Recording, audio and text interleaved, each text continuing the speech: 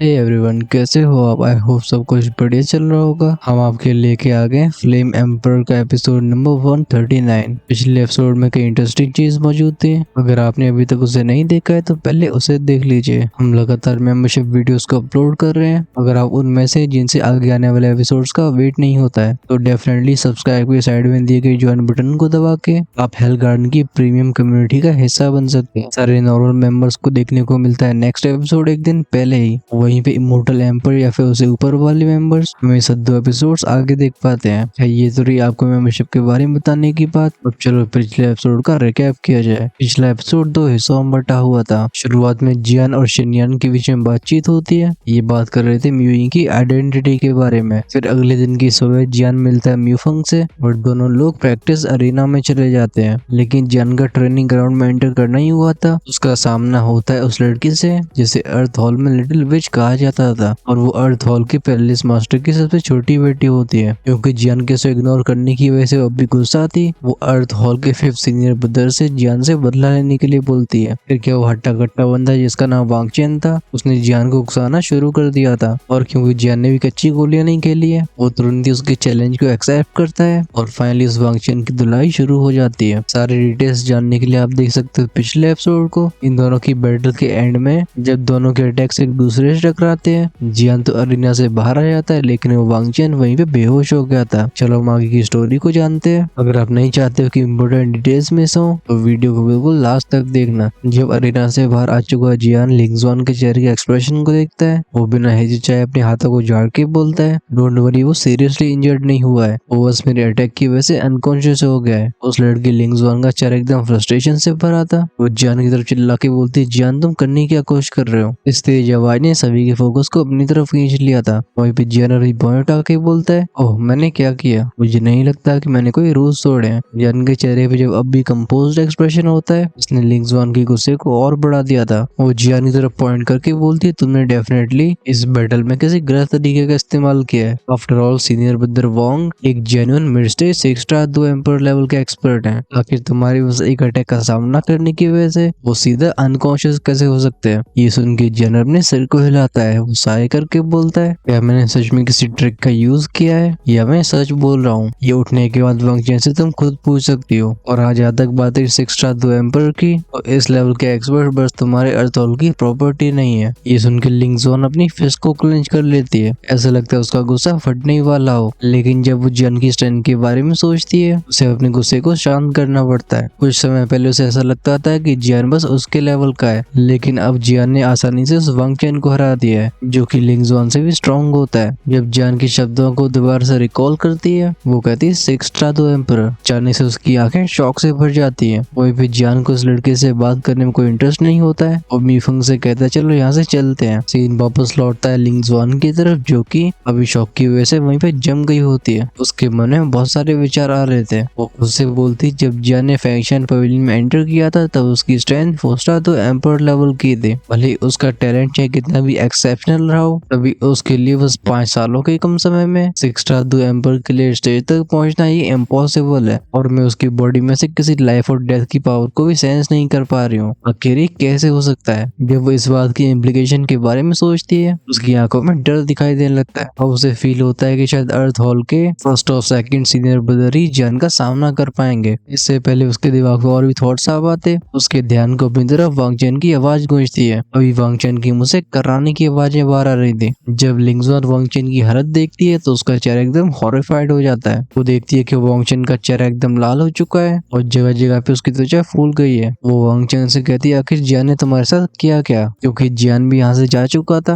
अब उसके पास अपना गुस्सा उतारने के लिए बस कुछ लोग होते हैं। वो तुरंत ही अर्थ हॉल के डिसाइपल्स की तरफ चिल्ला के बोलती है, तुम दोनों यहाँ खड़े खड़े क्या कर रहे हो? जाओ सीनियर ब्रदर वांगचेन को वापस ले जाओ। ये सुन के खड़े हुए लोग बिल्कुल इंतजार नहीं करते। वो अर्थ हॉल के अंदर इस लिटिल प्रिंसेस को बिल्कुल ऑफेंड नहीं करना चाहते थे। जब वांगचेन का मैटर सॉल्व हो जाता है, लिंगजुआन देखती है उस रास्ते की तरफ जहाँ से जियान गया हुआ था। वो कहती है, जियान ये कुछ ज्यादा ही डेंजरस है, मुझे इसके बारे में फादर को बताना होगा। फिर एक ही फ्लैश में वो गायब हो जाती है। नजारा दिखाया गया था जियान और म्यूफंग की तरफ का। चलती हुई जियान को देख रही म्यूफंग की नजरें अभी एडमिरेशन से भरी होती हैं। वो कहता है, तुम नहीं जानते कि मुझे कितना अच्छा फील हो रहा है। वो अर्थ हॉल के डिसाइपल्स हमेशा हमारे ऊपर अपने आप को सुपीरियर दिखाने की कोशिश करते हैं, लेकिन आज उन्हें अपनी कड़वी दवा चखनी पड़ी है। जियान हल्की स्माइल के साथ बोलता है ये इन्हें कुछ समय के लिए शांत रखेगा। अब टीम कंपटीशन बिल्कुल पास आ चुका है, मुझे लगता है हमसे पंगा लेने से पहले वो 2 बार सोचेंगे। यूफंग कहता है बिल्कुल सही कह रहे हो, लेकिन लगता है तुमने आज अर्थ हॉल में पावरफुल एनिमीज को भी बना लिया है। आखिरकार अर्थ हॉल के पास 7 स्टार 2-3 लेवल का भी डिसेबल है। ये सुन के जियान की आवाज थोड़ी पेनी हो गई थी। वो कहता है 7 स्टार 2 एम्पर, हाँ, लेकिन अगर मुझे सच में उसका सामना करना पड़ता है तो कौन हारेगा और कौन जीतेगा अभी कहना पॉसिबल नहीं है। यूफंग की आंखें जियान के चेहरे के अनशेकेबल कॉन्फिडेंस को देखती है। वो कहता है चलो हम कुछ समय तक अपनी प्रोफाइल लो रखते हैं, क्योंकि अब चारों तरफ गर्मा गर्मी बढ़ने वाली है। जियान भी इससे एग्री करता था, उसने उतना करके दिखा दिया जितनी उसे जरूरत थी। और थॉल के डिसाइपल उसे पंगे नहीं लेने वाले। सीन चेंज हुआ था, हम देखते हैं एक छोटे से जंगल को जिसमें ज्यादातर बांस के पेड़ होते हैं। ये बैम्बू फॉरेस्ट हेवन पैलेस का था। इस जंगल के अंदर होती है एक पवेलियन जिसमें हम एक बुड्ढे को चाय के मजे लेते हुए देखते हैं। चारों तरफ शांति बनी रहती है कुछ और सेकंड्स तक। फाइनली इसे एक बंदे ने तोड़ दिया था। ये वही डिसाइपल होता है जिसने जियान को ऑब्जर्व किया था। तुरंत उस बुड्ढे की नजरें जाती है इस यंग मैन के ऊपर। वो कहते हैं अब तुम्हारा क्यों यहाँ पे आना हुआ? वो यंग मैन कहता है ही चिंगलाओ, क्या मैं यहाँ पे बिना किसी रीजन के नहीं आ सकता हूँ? चिंगलाओ उस बंदे की तरफ अपनी आंखें स्क्विंट करते हैं। वो कहते हैं हर बार तुम्हारे साथ मुसीबत भी आती है। लगता है चोरी पकड़ी गई थी। और उस बंदे के चेहरे पे चीकी स्माइल आ जाती है। वो कहता है ही वेल, इस बार ये जियान के बारे में। वो बताता है कि जियान वापस लौट आया है और उसकी स्ट्रेंथ पहुंच चुकी है 6 स्टार 2 एम्पर के लेट स्टेज पे। और तो और इस बैटल के अंदर मैं उसमें से उसकी बॉडी में से होली फ्लेम की फ्लक्चुएशंस को सेंस कर पाया हूँ। जब बात होती है होली फ्लेम की, ये बुड्ढा जो कि एकदम एंशिएंट सा लग रहा था, इन शब्दों को सुनकर उसकी बॉडी ट्रेम्बल हो गई होती है। एक क्रैक की आवाज के साथ उसके हाथ में जो कफ था उसमें कई क्रैक्स फैलते हैं। और फाइनली पफ की आवाज के साथ वो मेडिसिटी हवा में मिस्ट बन के उड़ गई थी। वो बुड्ढा कहता है होली फ्लेम, क्या तुम सही कह रहे हो? जवाब में वो यंग मैन कहता है मैंने अपनी आंखों से देखा है। जियान ने अर्थ हॉल के उस वांगचैन को बस एक ही पंच में अनकॉन्शियस कर दिया। भले उसने अपनी पावर को छिपाने की पूरी कोशिश कर रही हो, लेकिन वो मेरी नजरों से बच नहीं पाया। ये सुनकर उस बुड्ढे की आंखें नैरो हो जाती हैं। वो कहता है लगता है जूजिन के छोटे मोटे गेम्स काम कर रहे हैं। उसके डिसाइपल बस 5 साल के लिए बाहर गए और रिजल्ट इतना शानदार है। वो यंग मैन उस बुड्ढे से बोलता है तो हमें जियान के बारे में क्या करना चाहिए? चिंगलाओ की आवाज अर्जेंसी से भरी थी।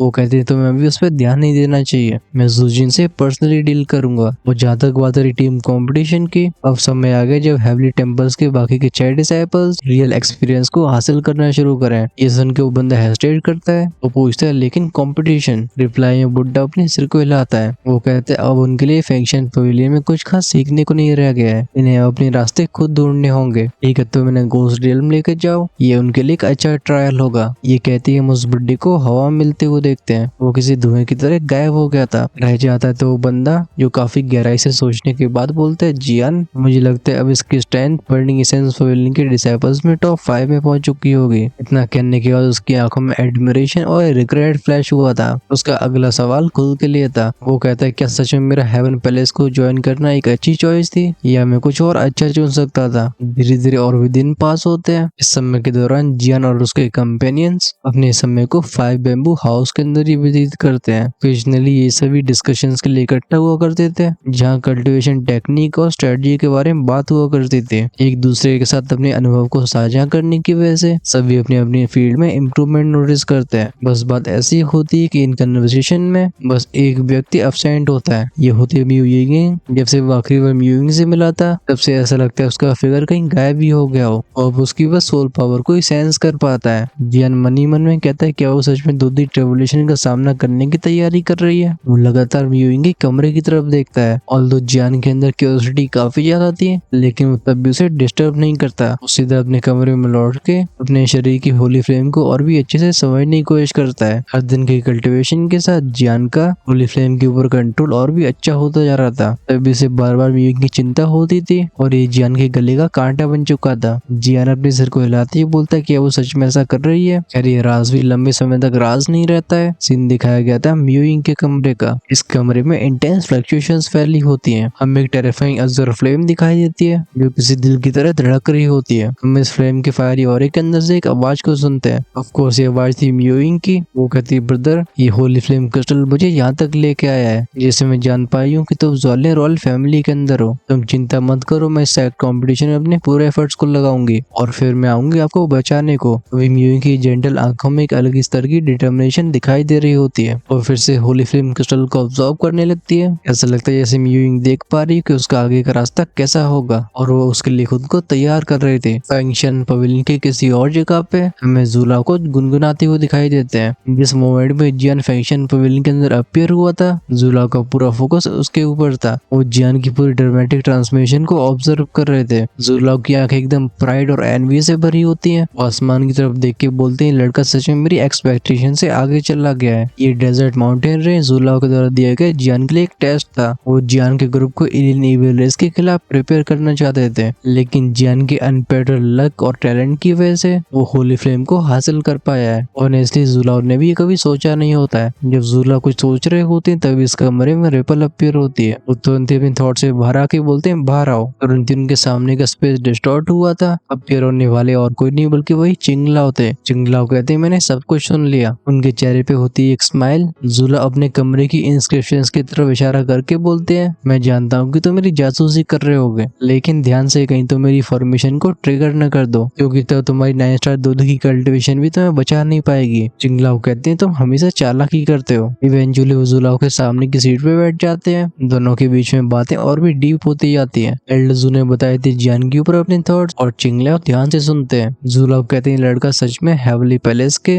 उन सातों डिसाइपल्स को काफी जल्दी पीछे छोड़ेगा। उसकी होली फ्लेम के ऊपर मास्टरी सच में रिमार्केबल है। बार बार जियान की तारीफों को सुन के चिंगलाओ की भौं से उठ जाती हैं। वो कहते हैं, desert mountain range evil forces से भरी हुई है, और ओल्डजू तुम कह रहे हो कि उसे खत्म करने वाला जियान है। इससे भरोसा करना काफी मुश्किल है। जूला बताते हैं कि इस पे भरोसा करो। इस बच्चे के साहस और होली फ्लेम की हेल्प से ये पॉसिबल किया है। यार इसकी डिटेल्स काफी कम ही लोग जानते हैं। यहाँ बात हो रही होती है बर्निंग एसेंस पवेलियन के पवेलियन मास्टर, वानो पवेलियन मास्टर और पॉइजन सेक्ट लीडर की। जब चिंगलाओ इस जानकारी को सोच रहे होते हैं, जूला थोड़ा सा आगे झुक के हल्की आवाज में बोलते हैं, हमारे पवेलियन मास्टर ट्रेनिंग स्टेट से बाहर आ चुके हैं। इस खबर को सुन के चिंगलाओ के एक्सप्रेशन भी चेंज हो गए थे। उनके लिए पवेलियन मास्टर फैंगटियन ऑलरेडी एक लेजेंड है। उनके रिट्रीट में जाने से पहले वो दोशन क्लास में ब्रेक थ्रू कर चुके थे, और अगर वो सच में और भी आगे बढ़ चुके हैं तो इस जॉन सेंटिन के बैलेंस को खराब कर सकता है। चिंगलाओ इस बात की खुशी मना ही रहे होते हैं, तभी एल्डर जू के आगे के शब्दों ने उन्हें एकदम सीरियस कर दिया होता है। वो कहते हैं, गोस्ट रियल्म की कई फोर्सेस हमारे जॉन सेंटियन में एंटर कर चुके हैं। मुझे लगता है एक तूफान बन रहा है, और जब ये फूटेगा तो काफी बड़ी बैटल होगी। मुझे लगता है हमें उसकी तैयारियां अभी से शुरू करनी चाहिए। ये कोर्टयार्ड काफी समय तक शांत बना रहता है। फिर आगे जूला येंची की बात करते हैं। ऑफ कोर्स येंची वही होली फ्लेम होता है जिसे जॉलिन रॉयल फैमिली ने ट्रैप करके रखा है, और वो म्यूइंग का भाई है। जब जूला बताते हैं येंची के बारे में, तो चिंगला बोलते हैं, हमें येंची की एग्जैक्ट लोकेशन चाहिए होगी। लगता है इस सवाल के लिए एल्डर जू पहले तैयार थे। वो कहते हैं, क्योंकि हमारे पास जियान है, उसके होली फ्लेम का कनेक्शन हमें गाइड कर सकता है। कुछ इसी तरीके से दोनों बुड्ढों के बीच में येंची को रेस्क्यू करने का प्लान बनने लगा था। क्योंकि धीरे धीरे जियान की होली फ्लेम के ऊपर मास्टरी बढ़ती जा रही है, ये इन सभी के लिए एक नई उम्मीद की किरण थी। फाइनली चिंगला खड़े होकर बोलते हैं, चलो अब एक्शन लेने का समय आ गया। उनका फिगर फिर से गायब हो जाता है, मालूम भी नहीं पड़ता, और टीम कॉम्पिटिशन बिल्कुल करीब आ चुका होता है। अब बस इसमें बचे रह गए थे 5 दिन। दूसरी तरफ म्यूइंग, जो कि 6 स्टार 2 दिन ब्रेक थ्रू करने की वजह से गई होती बैग माउंटेन में, उसने बहुत जल्दी वापस लौटने का वादा किया था। ये बात होती है कुछ दिनों के बाद की।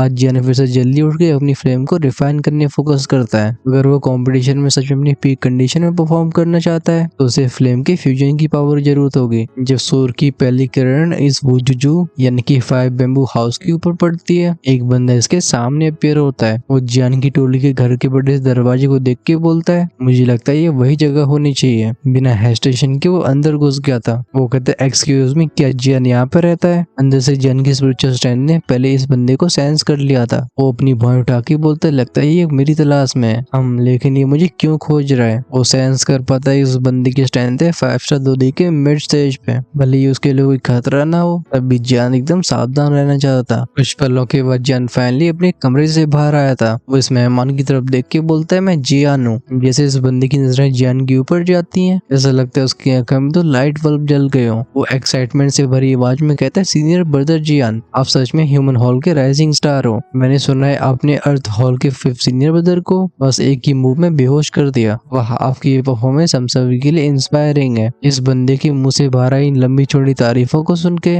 जियान के चेहरे पे स्माइल आ गई होती है। ये एक दिलचस्पी से भरी स्माइल थी। भले ही तारीफें थोड़ी सी बड़ा चढ़ा के करी गई हो, लेकिन यही बताता है कि बर्निंग एसेंस पवेलियन के अंदर न्यूज किस तरीके से फैलती है। जियान की कुछ और तारीफें कर करने के बाद वो विजिटर बोलता है, सीनियर ब्रदर जियान, मैं आपको जुलाओ के मैसेज को देने के लिए आया हूँ। एल्डर जू चाहते हैं कि आप जल्दी से जल्दी उनके पास पहुंचे। ये सुन के जियान नॉड करता है। कुछ ही देर बाद जुलाओ की तरफ निकल गया था। हमें वही लकड़ी से बना हुआ घर दिखाई देता है जहाँ पे जुलाओ रहा करते थे। इस वुडन हाउस से एक पावरफुल ऑरा रेडिएट हो रहा था। जब जियान इसके पास पहुंचता है, वो भी इन डेंजरस रिपल्स को सेंस कर पाता है। तभी दीवार और दरवाजों की सीमाओं को इग्नोर करके जुलाओ की आवाज से जियान के दिमाग में पहुंचती है। वो कहते हैं अंदर आ जाओ। बिना हेजिटेशन के जियान दरवाजे खोलता है और उसे दिखाई देते हैं जुलाओ। उनकी वो पैनी लेकिन शांत आंखें जियान को लगातार ऑब्जर्व कर रही थी। वो कहते हैं तुम तब से काफी स्ट्रॉन्ग हो चुके हो और तुम्हारे सीक्रेट्स भी मल्टीप्लाई हो गए हैं। जियान कहते हैं जुलाओ, डेजर्ट माउंटेन रेंज से बाहर आने के बाद मुझे काफी अच्छे गेन्स हुए हैं, मतलब मेरे फायदे हुए हैं। एल्डर जू जियान को देख के स्माइल के साथ बोलते हैं, तो तुमने होली फ्लेम को सच में डिवावर किया है? हाँ। जियान नोट करके बोलता है, फिल्म का नाम है फायर हार्ट टियानियन और ये होली फ्लेम लिस्ट की नंबर 35 होली फ्लेम है। ये जानकारी सुनने के बाद भी जुलाओ का एक्सप्रेशन चेंज नहीं हुआ था। ऐसा लगता है वो किसी बारे में ध्यान से सोच रहे हो। वो कहते हैं हेवन और अर्थ के ट्रेजर्स ये बस उन किस्मत वालों को ही मिलते हैं, लेकिन जियान तुम याद रखना कि इस पावर के साथ ईर्ष्या भी आती है। तुम्हें आगे ध्यान से बढ़ना होगा। जियान जानता था कि एल्डर जू की वार्निंग बिल्कुल गलत नहीं है। वो सोलम एक्सप्रेशन के साथ नोट करता है। दोनों गुरु चेलों के बीच में बातचीत और आगे बढ़ती है। जियान बताता है कि उसने होली फ्लेम को किस तरीके से डिवावर किया था। तभी लगता है जियान को एक सवाल याद आ गया हो। फाइनली उसके चेहरे पे हेजिटेशन फ्लैश होती है। जुला उसे बीच में टोकते नहीं है। जियान फिर बोल देता है कि मेरे शरीर के अंदर का दुई किसी गायब हो गया है। इन शब्दों को सुनकर जुला की आंखें पैनी हो जाती हैं। वो कहते हैं गायब हो गया? जियान उन्हें बताता है कि किस तरीके से उसके दुई किसी को उस फ्लेम बीस्ट ने निगल लिया है और किस तरीके से उसके ब्रेक थ्रू करने से बीस्ट और भी कंप्रेस हो रहा है। ऐसा लगता है वो एक परफॉर्म ट्रांसफॉर्मेशन से गुजर रहा हो। इस जानकारी को सुनकर जुला और भी गहरी सोच में पड़ जाते हैं, लेकिन उनका इतना बड़ा अनुभव उन्हें चीजों को एक साथ रखने में हेल्प करता है। वो अपने मनी मन में थ्योरी बना के बोलते हैं, लगता है तुम्हारा दुईकीसी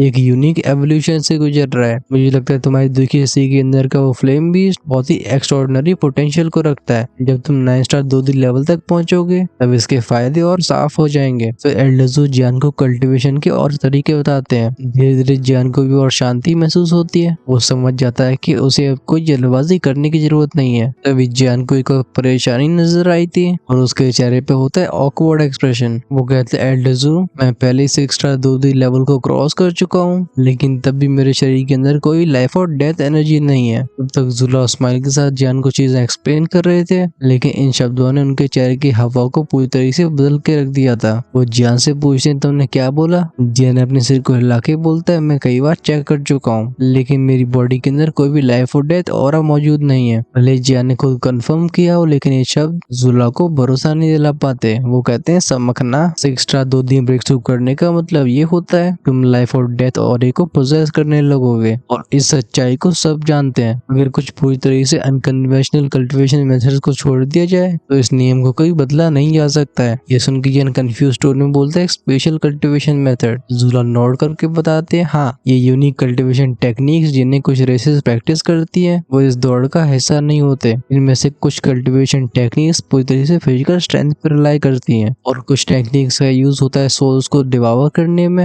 इन टेक्निक्स के यूज करने से ऐसा हो सकता है कि उस व्यक्ति के शरीर में लाइफ और डेथ ऑरा कभी जन्म ही न ले। हाउएवर ये बहुत ही रेयर एक्सेप्शंस होते हैं। भले ही एक्सपर्ट भी काफी पावरफुल बन सकते हो, लेकिन इस दुनिया के ज्यादातर लोगों के लिए लाइफ और डेथ की पावर सिर्फ एक इम्पोर्टेंट फैक्टर नहीं होता है, बल्कि इसके बिना आगे बढ़ने का रास्ता रुक जाता है। वो बताते हैं कि बिना लाइफ और डेथ की पावर के तुम्हारी कल्टीवेशन हमेशा 9 स्टार 2D के पीक पर ही अटकी रहेगी। तुम इस 2D के बियॉन्ड ब्रेक थ्रू नहीं कर पाओगे। हकीकत दोषियन एक्सपर्ट की पहचान लाइफ और डेथ ऑरे को कंट्रोल करने की वजह से होती है। अभी जन की बाएं भी सिकड़ी हुई होती है। वो कहता है, लेकिन मैंने कभी 6 स्टार 2 एम्पर ट्रिबुलेशन का सामना नहीं किया है। जुला अभी एक शौक से उभर नहीं पाए थे और उन्हें दूसरा मिल जाता है। वो एस्टोनिशमेंट से भरी आवाज में कहते हैं, क्या तुमने ट्रिबुलेशन का सामना नहीं किया तो तुम 6 स्टार 2D में ब्रेक थ्रू कैसे कर पाए? जियान बताता है कि डेजर्ट माउंटेन रेंज के अंदर सीनियर क्रेजी वुड ने मुझे होली फ्लेम हासिल करने का मौका दिया। जैसे ही मैंने उसे कंज्यूम किया, मेरी स्ट्रेंथ सीधा 6 स्टार 2 एम्पर के उस तरफ चली गई, और जहाँ तक बात रही ट्रिबुलेशन की, वो कभी अपीयर ही नहीं हुई। ये सुनकर जुला को सोचने के बाद बोलते हैं, तुम्हारा केस बहुत ही अलग है, लेकिन इस यूनिक सिचुएशन की कोई न कोई एक्सप्लेनेशन जरूर होगी। जब जुला उसके बारे में इतनी गहराई से सोचते हैं, जियान को अंदर से गर्माहट महसूस होती है। हम उसे तुरंत ही जुला की तरफ बाव करते हुए देखते हैं। उसने तुरंत ही दूसरी पार्टी को थैंक यू बोला था। जुला अपने हाथ को वेव करके बोलते हैं, हैं ठीक है मैंने तुम्हें इस वजह से नहीं बुलाया। जियान कहता है ओह तो फिर असली रीजन क्या है। तुरंत ही एल्डरजू की आंखें क्यूरियोसिटी से भर गई थी। वो आगे झुक के बोलते हैं मैं जानना चाहता हूँ कि उस होली फ्लेम को ऑब्जर्व करने के बाद क्या इससे तुम्हारी सोल पावर को इफेक्ट पड़ा है। ये सुन के जियान स्टार्टल्ड हो गया था। वो तुरंत ही अपने शरीर को चेक करता है। जियान कहता है मेरी सोल पावर। उसके दिल किसी के अंदर एक होली फ्लेम का क्रिस्टल फ्लोट कर रहा था और पास में कराटे ले रहा होता है फ्लेम बीस्ट। इसमें से एक वार्म सेंसेशन बाहर आ रही थी। जियान अपनी सेंसेस को और भी फैलाता है। वो अपनी सी ऑफ कॉन्शियसनेस को नोटिस करता है, लेकिन अभी उसकी स्ट्रेंथ उसी लेवल तक होती है जब जियान ने सोल लिक्विड को कंज्यूम किया था। फाइनली वो एल्डरजू से कहता है नहीं। वो कहता है इस होली फ्लेम ने मेरी सोल पावर को अफेक्ट नहीं किया है। जियान की बात को सुन के एल्डरजू भी वॉइस रिकॉर्ड लेते हैं। वो कहते हैं कोई इफेक्ट नहीं, लेकिन ये कैसे हुआ। कुछ और सोचने के बाद लगता है जुलाव के दिमाग में कोई और आइडिया आ गया हो। इसे कहते हैं अगर होली फ्लेम को ऑब्जर्व करने के बाद तुम्हारी सोल स्ट्रेंथ वैसी की वैसी बनी रही है, फिर क्यों ना तो अपनी मेंटल स्ट्रेंथ को चेक करो। जियान दोहरा के बोलता है मेंटल स्ट्रेंथ। वो कंफ्यूज था। बर्निंग एसेंस पवेलियन में एंटर करने के बाद उसने अपनी मेंटल स्ट्रेंथ के ऊपर कुछ खास ध्यान नहीं दिया है। ऐसा इसलिए था क्योंकि जियान के पास वो रिसोर्सेज ही नहीं थे जो कि उसकी मेंटल स्ट्रेंथ को बढ़ाने में हेल्प कर रहे हैं। लेकिन लगता है वो कमी पूरी होने वाली है। एल्डरजू कहते हैं तो अपनी कोर इंस्क्रिप्शन में फोकस करो, फिर मुझे बताओ कि तुम्हें क्या मिलता है। जैसे जुलाव बताते हैं जियान वैसा ही करता है। जियान की मेंटल स्ट्रेंथ कोर इंस्क्रिप्शन के अंदर जाती है। तुरंत ही उस कोर इंस्क्रिप्शन में से एक पीले रंग की रोशनी बाहर आई थी। जब जियान अपनी सिचुएशन को जुलाव को बताता है, वो कहते हैं सिक्स पैटर्न येलो दो फॉर्मेशन मास्टर, तुम्हारी मेंटल स्ट्रेंथ कल्टीवेशन काफी अच्छी चल रही है। जब तुमने पहली बार फैक्शन पवेलियन को ज्वाइन किया था तो तब तुम्हारी मेंटल स्ट्रेंथ बस फॉर्म को लेने की कगार पे थी, लेकिन तभी तुम 5 सालों में इस लेवल तक पहुंच पाए हो। तुम्हारा टैलेंट सच में एक्स्ट्राऑर्डिनरी है। जियान इस तारीफ को सुन के नोट करने वाला होता है, तभी उसके सी ऑफ कॉन्शियसनेस में एक बदलाव हुआ था। वो देखता है कि वो पीले रंग का ग्लो जो कि कोर इंसेप्शन से बाहर आ रहा था, तुरंत ही वो लाल रंग का हो जाता है। जियान को लगता है कहीं ये सिम्टम्स गलत ना हो।